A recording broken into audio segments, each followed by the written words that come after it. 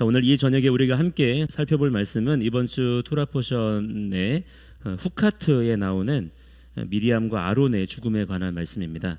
이 후카트라고 하는 말씀은 이렇게 쓰는데요. 이 후카트라고 하는 말씀은 복수형입니다. 이 호크라고 하는 단어가 있는데 이 호크의 복수형이거든요. 이 호크라고 하는 단어는 규례 또 율법 이런 뜻이 있어요. 그러니까 후카트라고 하는 단어는 뭐냐면은 이런 율법들, 규례들 뭐 이런 뜻이 되는 것이죠. 근데 이 호크라는 단어에는 뭐도 있냐면 지불할 것이 있다, 지불하다라는 뜻이 있습니다.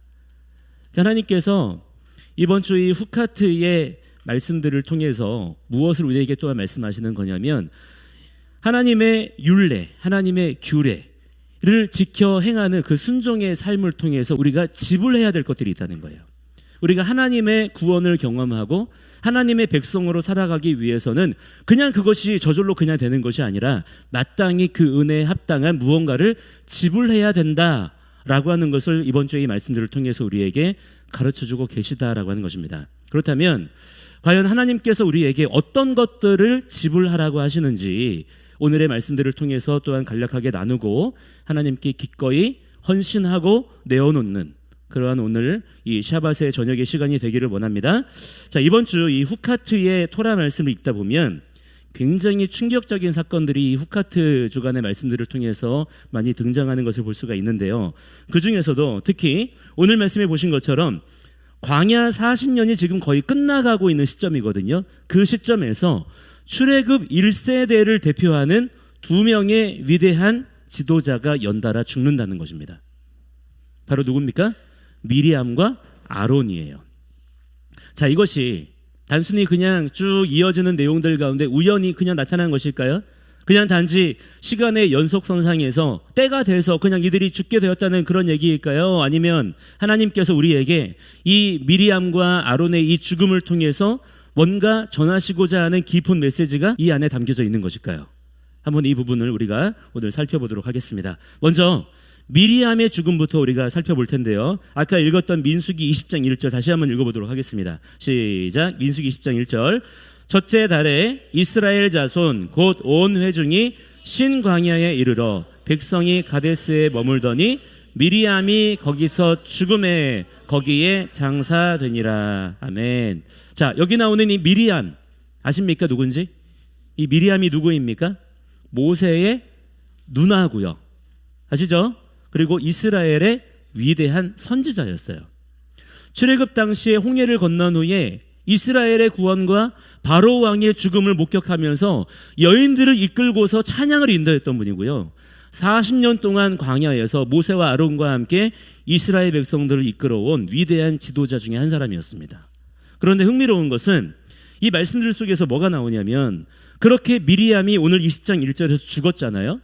미리암이 죽자마자 어떤 일을 경험하게 되느냐? 이스라엘 백성들에게 물에 대한 문제가 발생했다는 거예요. 즉 무엇입니까?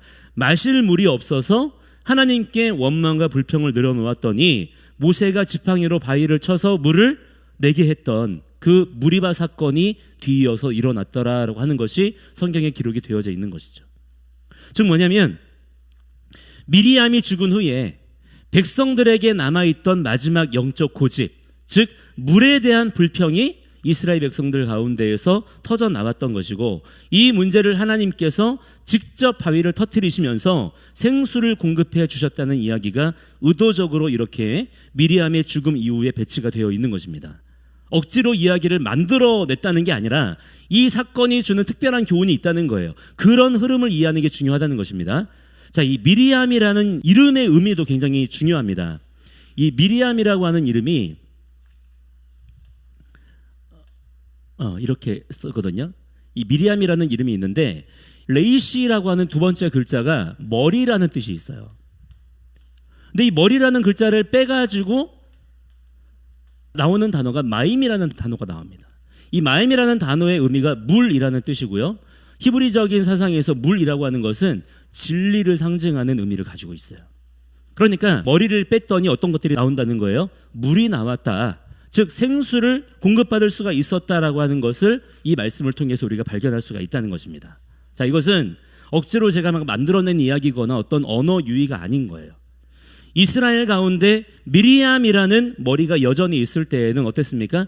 그녀의 그 탁월한 지도력에 의존했던 것들이 많았지만 이제 광야가 끝나가는 이 시점에서는 그 미리암이라는 의지하는 머리가 죽어야지만 비로소 참된 물, 하나님께로부터 공급되어지는 진리의 생수를 직접적으로 경험할 수 있다라고 하는 그런 깊은 의미가 이 미리암의 죽음에 담겨져 있는 내용이 된다라고 하는 것입니다.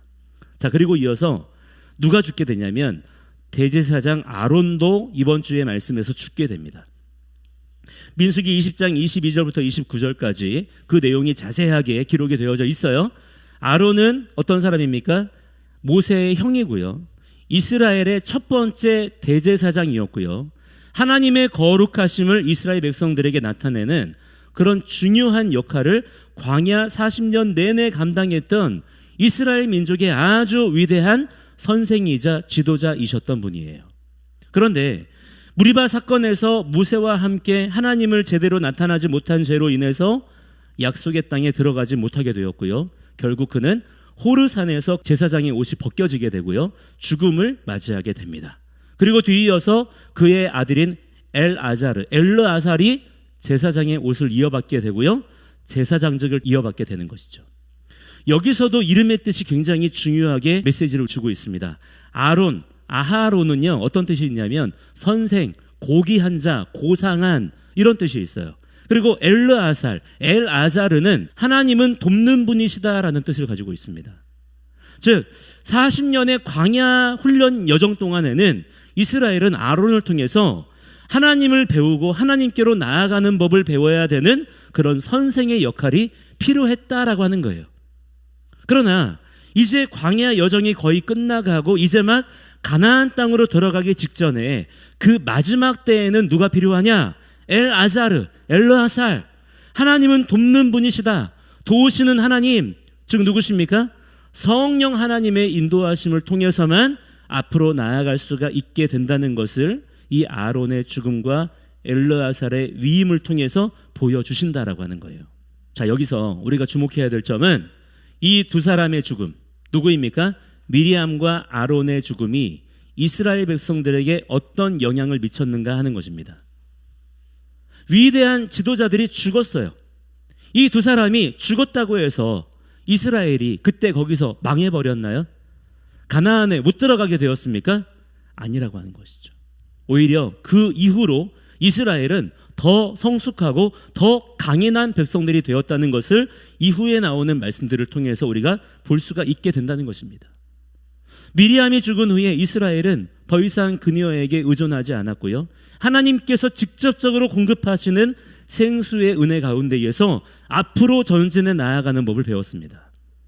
아론이 죽은 후에는 엘르아살을 중심으로 해서 새로운 제사장 체계가 시작이 되었고요. 하나님께서 그를 통해서 더 높은 차원의 말씀들로 가르치시고 이끌어 주셨다는 것을 볼 수가 있다라고 하는 거예요. 바로 이것이 우리가 발견해야 되는 하나님의 원리다라고 하는 것입니다. 즉 무엇입니까? 옛 것이 죽어야 새 것이 산다는 것이죠. 옛 부대를 찢어야 새 부대의 새 수를 담아낼 수가 있다라고 하는 거예요. 그런데 여기서 우리가 깊이 생각해 봐야 될 것이 있습니다. 자, 그렇다면 도대체 무엇이 죽어야 된다는 것일까요? 흔히 이런 얘기들을 교회에서 이렇게 많이들 합니다. 옛사람이 죽어야 된다.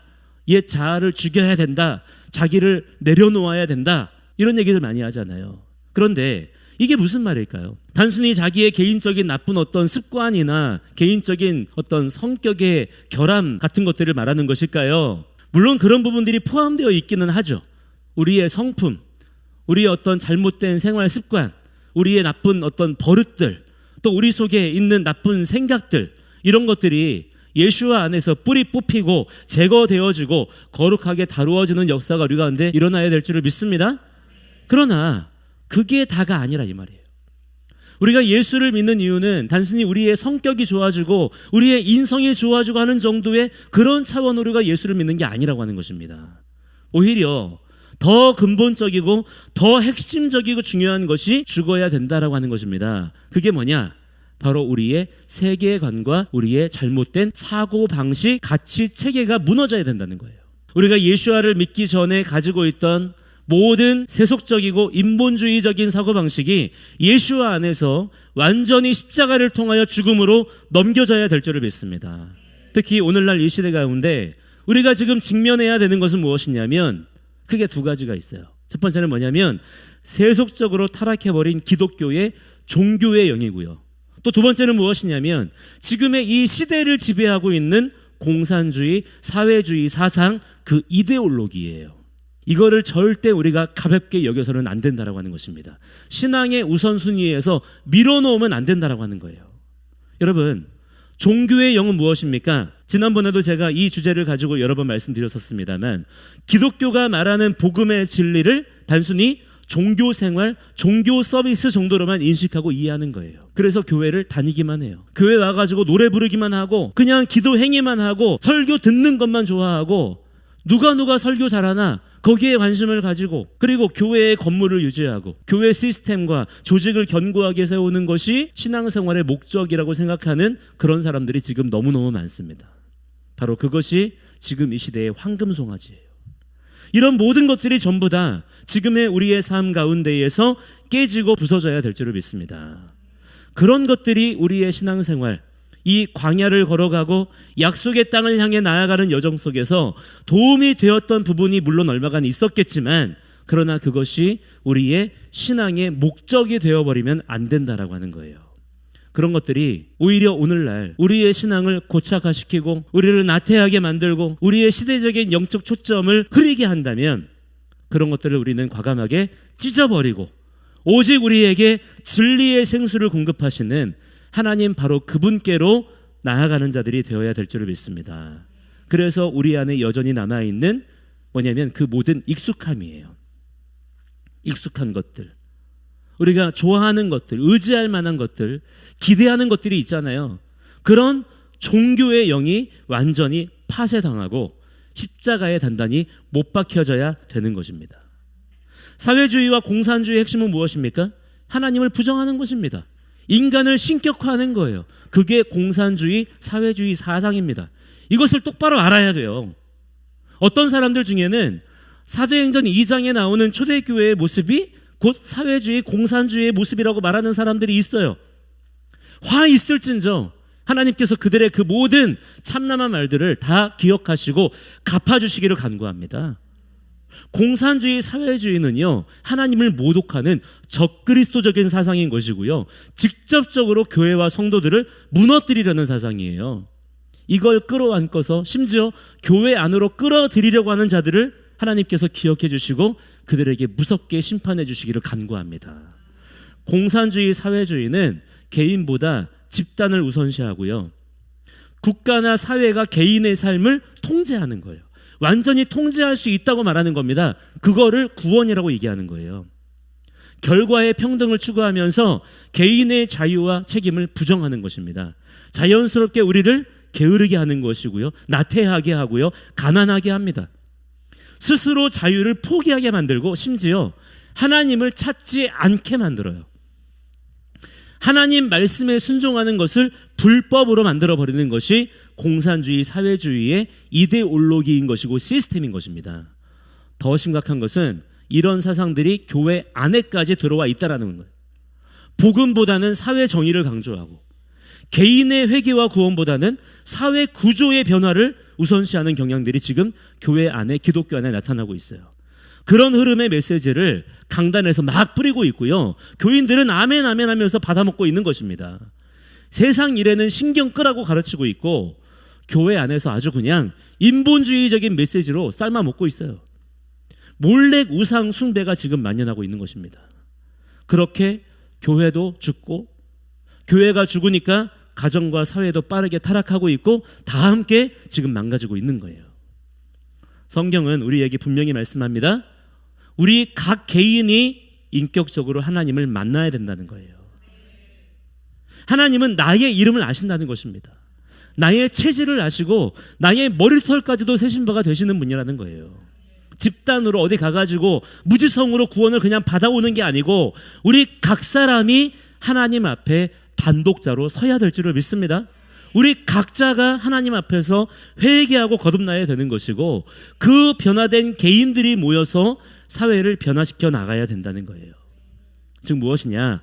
바벨탑을 건설하는 방식으로는 진정한 회복과 구원이 일어날 수가 있어요, 없어요? 없다라는 것입니다. 성경이 분명히 말씀하고 있는 거예요. 바벨탑이 아니라는 것입니다. 하나님의 구원의 방식은 바벨탑이 아니라는 거예요. 하나님의 음성을 듣고 너는 가라 라는 하나님의 명령에 순종하는 가운데 본토 친척 아비 집을 떠나는 것입니다. 이러한 아브라함의 결단이 있어야 된다라고 말씀하는 거예요. 그것을 통해서 구원을 이루겠다라고 말씀하시는 것입니다. 그 개인의 부르심의 순종을 통해서 하나님께서는 나라를 세우시고 열방을 통치하시겠다는 거예요. 이걸 적어도 기독교인들이라면 정확하게 알아야 된다라고 하는 것입니다. 오늘 이 미리암과 아론의 죽음이 우리에게 주는 메시지가 바로 이것입니다.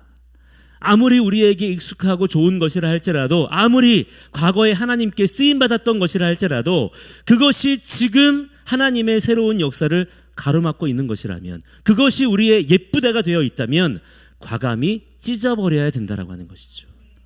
우리 안에 남아있는 이러한 모든 내 중심적인 인본주의적인 사고체계, 사회주의적인 가치관, 집단주의적 문화가 완전히 예수 그리스도의 복음 앞에서 죽임을 당해야 될 줄을 믿습니다. 그래야 하나님의 말씀이 우리의 삶의 유일한 기준이 될 수가 있는 것이고요, 약속의 땅으로 계속해서 우리가 전진해 나아갈 수가 있게 된다라고 하는 거예요. 자, 이번 주 이 후카트의 말씀에 이어지는 하프타라 본문인 사사기 11장 말씀해 보시면 입다의 이야기가 나와요. 사사 입다의 이야기가 나오는데, 이 입다의 이야기에서도 우리는 같은 패턴을 발견할 수가 있습니다.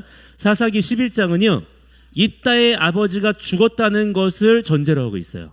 입다의 아버지가 죽었습니다. 그런데 아버지의 죽음 이후에 입다는 어떤 것을 경험하게 되냐면, 자기의 비천한 신분, 뭐냐면 기생의 아들이거든요. 창녀의 아들이라는 그 신분 때문에 입다가 집에서 쫓겨납니다. 이스라엘 총회에서도 쫓겨나게 돼요. 완전히 모든 자격과 권한을 박탈당하게 되는 것이죠. 그러한 아버지의 죽음을 경험하게 되는 거예요. 그렇게 아버지가 죽은 후에 이스라엘에게 완전히 분리되고 쫓겨난 후에 어떤 일이 벌어지냐? 이스라엘이 암몬 족속의 공격을 받습니다. 그런데 그때서야 이스라엘이 입다가 필요하다는 거예요. 입다를 찾아오는 것입니다. 자, 이것도 단순히 그냥 하나의 이야기이거나 우연이 아니라는 것입니다. 입다의 아버지가 죽은 후에, 즉 자기의 그 이전의 삶에서 완전히 분리되어야, 쫓겨나야, 끊어져야, 다시 말하면 옛 권위, 옛 체제, 옛날 사고방식이 죽어야 새로운 회복과 구원의 역사가 나타날 수 있다라고 하는 것을, 그 하나님의 원리를 이 입다의 이야기를 통해서 하나님께서는 우리들에게 보여주고 계시다라고 하는 것입니다. 입다는요, 다른 여자의 아들이라는 이유로 쫓겨났어요. 혈연과 가문을 중시하는 당시의 이스라엘 체제에서는 도저히 지도자로 받아들여질 수 없는 존재였던 것이죠. 하지만 하나님께서는 바로 그런 입다, 정말 아무런 자격이 없고 오히려 거절당하고 쫓겨났던 그 입다를 통해서 이스라엘을 구원하셨다는 것입니다. 그것이 성경에 기록된 내용이에요. 그렇게 입다가 쫓겨나서 어디로 가게 되냐면 돕당으로 갑니다. 토부의 땅이에요. 좋은 땅이라는 뜻입니다. 그 좋은 땅으로 쫓겨났어요. 거기에 거주할 때 그에게 근본적인 변화가 일어납니다. 더 이상 예전의 그 가문의 인정이나 사회적 지위에 의존하지 않게 되었어요. 오직 하나님의 부르심과 하나님의 인도하심에만 의존하는 사람이 되었다라고 하는 것입니다. 이것이 바로 무엇이냐면, 우리가 예수 그리스도를 나의 구주로 영접한 후에 경험해야 되는 세계관의 변화가 나타나야 된다라고 하는 거예요. 혈연 중심, 집단 중심, 세상 중심, 무엇입니까? 그렇게 사람을 의지하고 사람을 두려워했던 옛날 사고방식에서 벗어나서 오직 하나님의 섭리를 의지하는 거예요. 하나님만 두려워하고 하나님께만 묻고 따라가는 하나님 중심의 사고체계로 바뀌어져야 된다라고 하는 것이죠. 우리에게도 바로 이러한 각성과 변화가 지금 필요한 것입니다. 여전히 지금의 우리를 지배하고 있는 모든 종류의 세속적인 가치관, 사람을 두려워하고 특히 이 시대의 그 주류 사상들이 완전히 우리의 삶 가운데에서 죽어야 될 줄을 믿습니다. 자, 어떻게 주는 것입니까? 우리가 그런 것들 가운데에 머리를 숙이지 않는 것입니다. 그것들의 권위를 인정하지 않는 거예요. 오직 하나님의 말씀에만 우리의 마음의 중심을 두면서 우리의 실제적인 일상의 모든 선택과 결정, 내 인생의 권위를 어디에다 두는 것입니까? 하나님 말씀에다가만 두는 것입니다. 그러면 그 모든 것들이 힘을 잃고 죽임을 당하게 되는 거예요. 그렇게 예수와의 왕되심을 인정해 드리는 거예요. 그러면 그것들이 다 죽임을 당하게 될 줄을 믿습니다. 자, 그러면 구체적으로 어떤 것들을 해야 되느냐? 5가지만 간단하게 정리해서 말씀드리고 마치겠습니다. 첫째는 뭐냐면 우리의 지금 사고방식을 점검해야 됩니다. 우리의 사고방식, 우리의 가치관, 내가 지금 어떤 방식으로 생각하며 살아가는지를 점검해야 된다는 거예요. 우리가 지금 그냥 교회 다닌다고 해서 예배 모임 참석했다고 헌금했다고 해서 그게 다가 아니라고 하는 거예요. 그건 오히려 주님 앞에서 아무것도 아닌 것일 수도 있어요. 그보다 더 중요한 것은 내게 오늘 주어진 하루의 삶을 살아감에 있어서 내가 모든 것들을 선택하고 결정할 때에 어떤 것들을 기준으로 판단하고 있는지, 무엇을 내가 우선순위로 두고 있는지를 여러분 살펴보시기를 바랍니다. 뭐가 돼야 되겠습니까? 성경의 말씀이 우리의 삶의 유일한 기준이 돼야 될 줄 믿습니다. 이것이 먼저 우리 가운데 세워져야 우리가 영적 분별을 할 수 있는 자가 된다는 거예요. 둘째는 뭐냐면 하나님의 말씀으로 우리의 생각을 재정립해야 될 줄을 믿습니다. 사도 바울이 로마서 12장 2절 말씀에서 이렇게 말씀합니다. 너희는 이 세대를 본받지 말고 오직 마음을 새롭게 함으로 변화를 받아 하나님의 선하시고 기뻐하시고 온전하신 뜻이 무엇인지 분별하도록 하라. 할렐루야.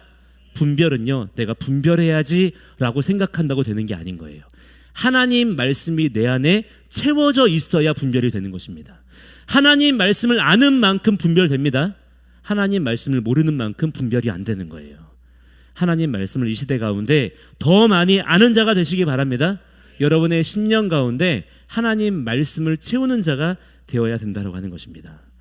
세 번째는 무엇이냐면 개인의 책임을 인정하고 받아들여야 된다는 거예요.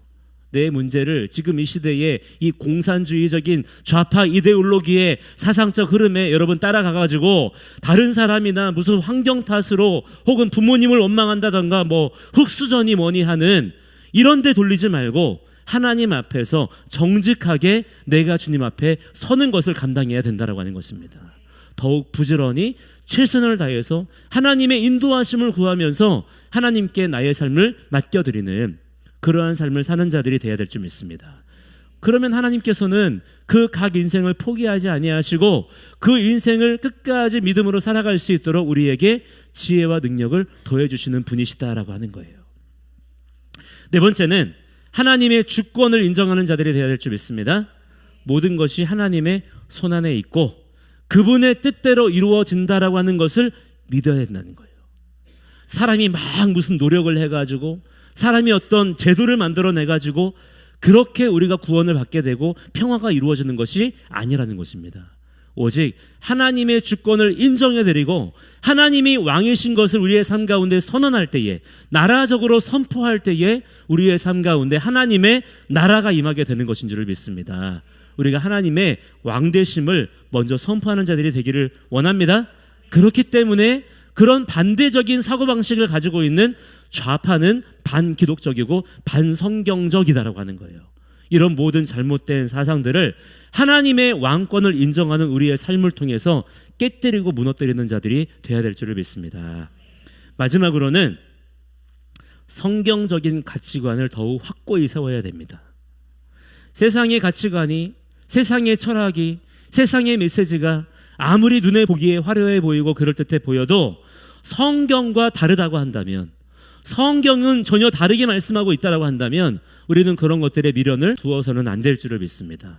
오직 우리는 성경의 말씀만 붙잡고 걸어가면 된다라고 하는 거예요. 그러면 그 말씀의 능력으로 하나님께서 더 성숙하게 하시고 강하게 하시고 마침내 약속의 땅으로 들어가게 하실 줄을 믿습니다. 자, 오늘 이 시간 이 미리암과 아론의 죽음의 이야기를 보시면서 과연 여러분은 어떤 결단을 내리시겠습니까?